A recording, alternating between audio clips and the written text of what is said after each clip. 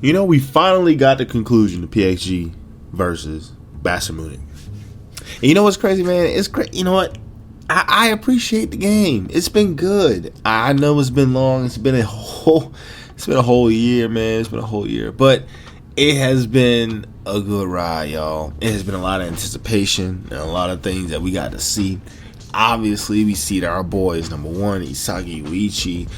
I do wonder what the bounties will be after this match, but it'll probably Isagi double or maybe go up to maybe like 250, whatever.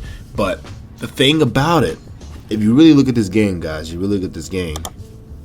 last goal that Isagi scored, how Isagi played, adding all of the puzzle pieces he acquired throughout the N.E.L, it's quite clear to see that he slowly became number one. Now I know that may sound obvious, but let's really think about it. Like, he got the egocentrism piece, the luck piece, everything, right? And it's crazy to see. It's good to see, and the match was honestly spectacular. Everyone really got a chance to really shine. We got to see that Ren, on an individual sense, is a lot stronger, a lot more, I guess, individually impactful than Isagi.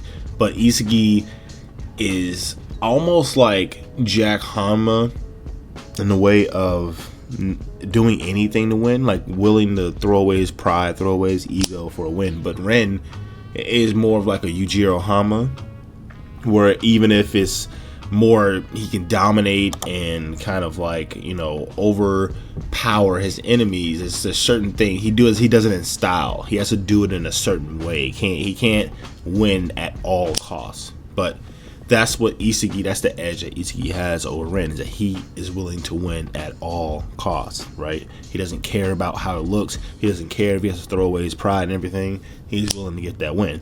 That is why we see him, in order for him to get that final goal, he embodied Kaiser, okay? That's why Ness, God bless his heart, thought he was passing to Kaiser. He was passing to Isagi. And that was because Isagi thought the fastest, implemented his actions the fastest using his vision, and got to the spot where Kaiser should have been. Now, the funny part is thinking about what Kaiser's reaction is going to be after this game, right? Now, so we saw him crack out, right? Spaz out, crash out over Ness, right? He's like, Ness, right? He's crashing out. But you gotta understand, Ness even thought he was passing to you. You gotta be mad at yourself because you wasn't there, okay? You and Isagi made the bet of whoever can get to the goal the fastest, whoever gets to the goal, if it makes sense, then it makes sense, right? And it made sense for Isagi because he got there the fastest. He thought the fastest. He considered the most. He considered Ness' awakening, and he was conscious of everyone else's awakening. Now you see, that is kind of like the beautiful part of why Isagi is the strongest, is because he actually implements every last piece he's learned every single game. And obviously he can reconstruct and rebuild himself the best. It's the adaptation genius, and it's honestly disgusting. It's amazing, right? But then the thing about it is the match. It was great. It was great. I think the Masters probably should have stayed in a little bit longer. It seemed like they were just in and out like really quickly, but obviously the focus was guided elsewhere. But it was a great game. It was honestly a great game. Now, to really think about what will happen after this game is very interesting, right? Because we don't have enough time to really start like a club arc or going to something different. I think we're going to have to probably do like another training arc. We're probably going to have to do another training arc to get, ready for the World Cup. But I don't think that's really going to be the case with the first option. But the match was great, guys. The match was great. I have no real complaints, obviously my best goal. I love the Kaiser goal. Oh my gosh. The build up for it and the backstory and the actual trajectory of the goal. Everything was beautiful, right? Beautiful.